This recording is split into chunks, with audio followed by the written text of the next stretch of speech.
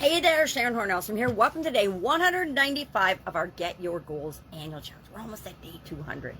So today we're talking about, as we continue our journey toward the goals, getting the things that we want by doing one thing every day, involves goals. And this year's annual challenge, the Get Your Goals annual challenge, is all about getting what we want in each of the different areas and aspects of our life. So this month we're focusing on relationship goals, different types of relationships, and what we want for each of those relationships. So today's topic is quality time and shared experiences. And we're going to brush on and think about these topics today.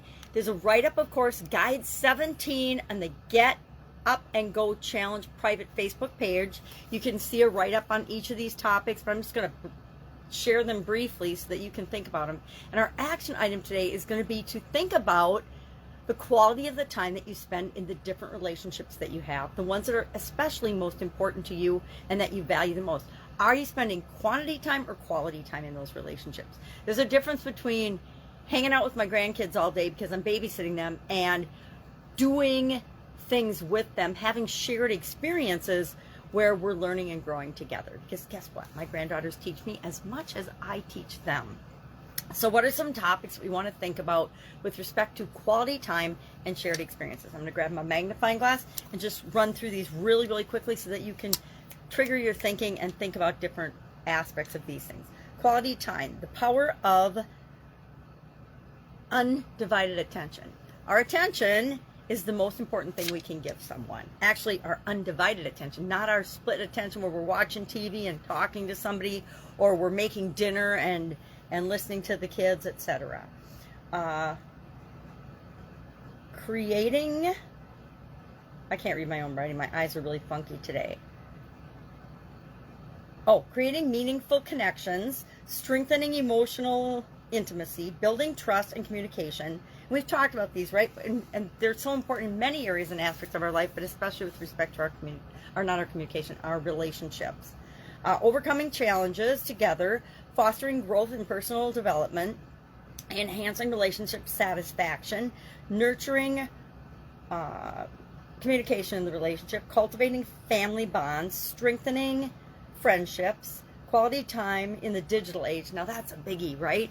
How do we make sure that when one of my biggest pet peeves is I'll go out to dinner with a group of people or with my sisters and friends, and everybody will be on their cell phone. And I'm looking around, I'm like, well, are we out to dinner? Or are we all just like at home on our phones and our digital devices, not paying attention to one another at all? The point of getting together with human beings is to interact with human beings, not our technology while human beings are there, right? That is not our undivided attention. So that's a big topic. Then a big thing we want to think about, we just want to do a little self-evaluation. Am I present when I'm with other people that I want to have a good relationship with, or am I on my digital device? And I'm guilty of that sometimes too. We'll be driving somewhere, my sisters and I, or other people and I, and I'll be doing my LinkedIn or checking my voicemail or checking my email, etc. And that is super duper rude. Anyway, and sometimes it's okay if we're on a long drive. The balance of quality time and personal space, because guess what? We need to spend quality time on our relationships with other people. We also need to spend quality time with ourselves. And finally, shared experiences. I don't think I can underestimate the power of shared experiences or overestimate the power of shared experiences, because the experiences we have with other people give us a common bond, right? They give us a common experience that we can share and deepen our relationships with. So today, again, we're just going to think about quality time, and are we spending quality time? It allows us to form lasting memories, overcome challenges together, enhances our overall relationship satisfaction. Are we working on that? Are we making sure that we're doing that in our relationships? Guess what?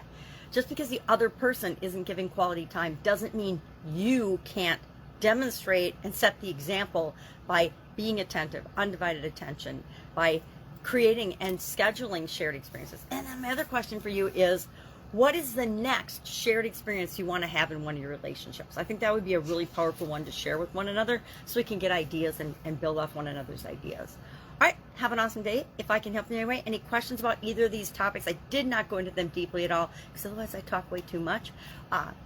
if you want to know anything about me and how I deal with any of these things, just ask. Have a great day, and I'll, of course, be with you tomorrow.